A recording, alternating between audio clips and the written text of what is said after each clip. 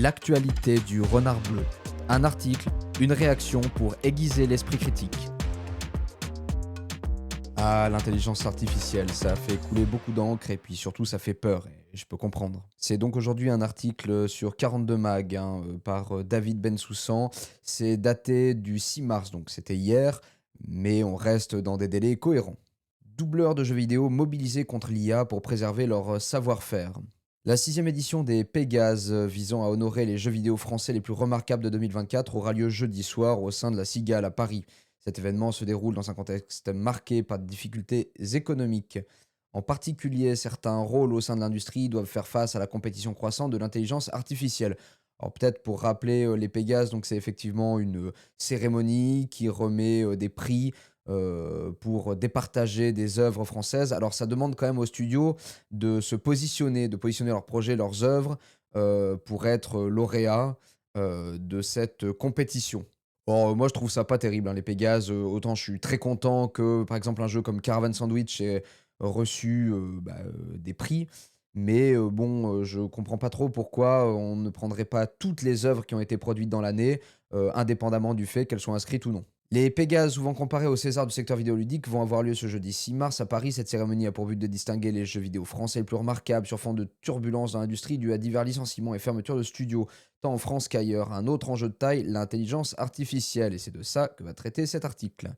Le 26 février, 32 artistes ont décidé de quitter temporairement l'enregistrement français de l'Apex Legends, un jeu de tir en ligne américain jouissant d'une immense popularité avec 18 millions de joueurs mensuels à travers le globe. Ces comédiens vont à l'encontre du doublage de leurs personnages, inquiets de voir leur voix potentiellement employée pour former une intelligence artificielle. Bon, alors vous l'avez compris, hein, c'est la question du droit, non pas à l'image, mais à la voix, qui appartient à la personne et à l'interprétation, hein, tout simplement. C'est-à-dire que si on entraîne une IA à interpréter à la manière d'eux, avec la voix d'eux, à quel moment on vient voler l'identité? Et ça, c'est une vraie question qu'on peut se poser, quoi.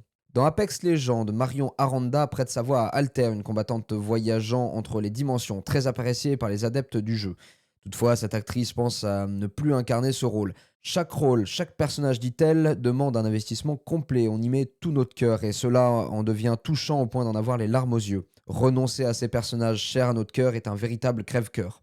Marion Aranda, accompagnée de ses collègues, a choisi de ne pas signer une clause jugée insuffisante pour les protéger contre l'émergence de l'intelligence artificielle. Leur peur est que celle-ci ne s'enrichisse grâce à leur voix et qu'elle en arrive à les remplacer.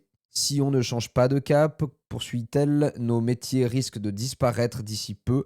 Une IA pourrait remplacer notre travail et nous serions relégués chez nous. Refuser un rôle est un geste rare dans le secteur du doublage où les opportunités ne sont pas légion. D'autant plus que l'industrie du jeu vidéo se porte très mal, vit une vraie crise.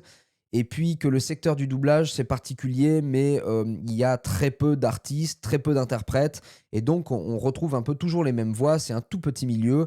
Il y a un vrai enjeu d'ailleurs de formation et de développement, y compris pour le cinéma. Cependant, pour ces artistes, la lutte va bien au-delà de leur situation personnelle. C'est aussi un appel à la prise de conscience des joueurs. Les personnages doublés par une IA manqueraient singulièrement de profondeur. Enfin, le vrai sujet pour moi, c'est qu'il faut légiférer avant que l'IA sache interpréter. Parce que c'est peut-être qu'une histoire de temps. Une IA pourrait certainement essayer de reproduire une émotion comme la joie ou la colère, s'appliquer à imiter une intonation précise, mais ce qui nous rend unique, c'est l'humanité et la vie que nous insufflons.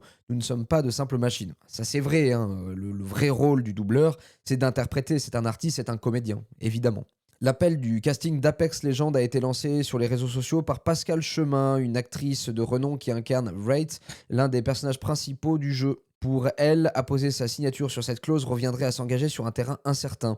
En tant que professionnelle de l'interprétation, dit-elle, nous sommes convaincus que notre métier ne peut être accompli que par des artistes. Il est crucial de préserver notre savoir-faire, de ne pas contribuer au développement de ces technologies. Cet mécontentement ne vise pas uniquement Electronic Arts, l'éditeur d'Apex Legends, mais s'adresse à tous les studios qui pourraient adopter cette voie. Et à mon avis, ils vont être nombreux parce que pour le coup, l'industrie vivant une crise, on va se rabattre vers des solutions de réduction des coûts et d'économie. Ce qui est d'ailleurs, à mon sens, malheureux parce qu'on voit, l'histoire montre, l'expérience montre que quand on est dans cette logique-là, à tout craint, nécessairement, on va vers moins d'innovation et nécessairement, on va vers, des reproductions de gameplay et d'œuvres. Eh bien, on a l'exemple d'Ubisoft qui est en train de plonger, littéralement, quoi. Et pour terminer, Pascal Chemin dit: «Notre refus d'enregistrer ne signifie pas que nous refusons de travailler, mais que nous exigeons des conditions de travail respectables». Alors ça, c'est extrêmement important, c'est-à-dire que, on voit apparaître aujourd'hui dans un climat politique extrêmement délétère, des tas de gens qui disent: «Oui, mais bon, quand on conteste, c'est qu'on ne veut pas travailler. Donc ça voudrait dire qu'il faut se la boucler, travailler, quelles que soient les conditions et ne rien revendiquer. Non, mais ça, c'est extrêmement dangereux aussi. Donc je suis d'accord avec Pascal Chemin, refuser de travailler ne veut pas dire, refuser à vie de travailler, mais quand ça s'inscrit dans des exigences, de conditions de travail, alors là, il y a une vraie logique, il y a un sens. Vous savez, je crois que l'histoire me donne pas raison malheureusement, mais je crois que ce serait important d'avoir des syndicats, influents dans le monde du jeu vidéo. Dans cette économie mondialisée, c'est délicat, mais ça serait important, eh bien, pour, protéger les travailleuses et les travailleurs de ce secteur. D'autant plus que les gros studios, ont très certainement, fourni de nombreux et de volumineux dividendes à leurs actionnaires. Donc, il y a toujours la même histoire et dans la vie de l'humanité, c'est la question du partage. Donc, avis aux studios, partager les richesses, c'est bien, c'est respectable. Bon, de toute manière, avec l'IA, on y va. Ça fait peur. Moi, je crois que c'est un formidable outil pour certains usages et je comprends les craintes, et je crois qu'il y a besoin de légiférer, tout simplement et de ne pas laisser, la place complètement libre, au marché. Je vous remercie de m'avoir écouté, pensez à vous abonner et je vous dis à lundi.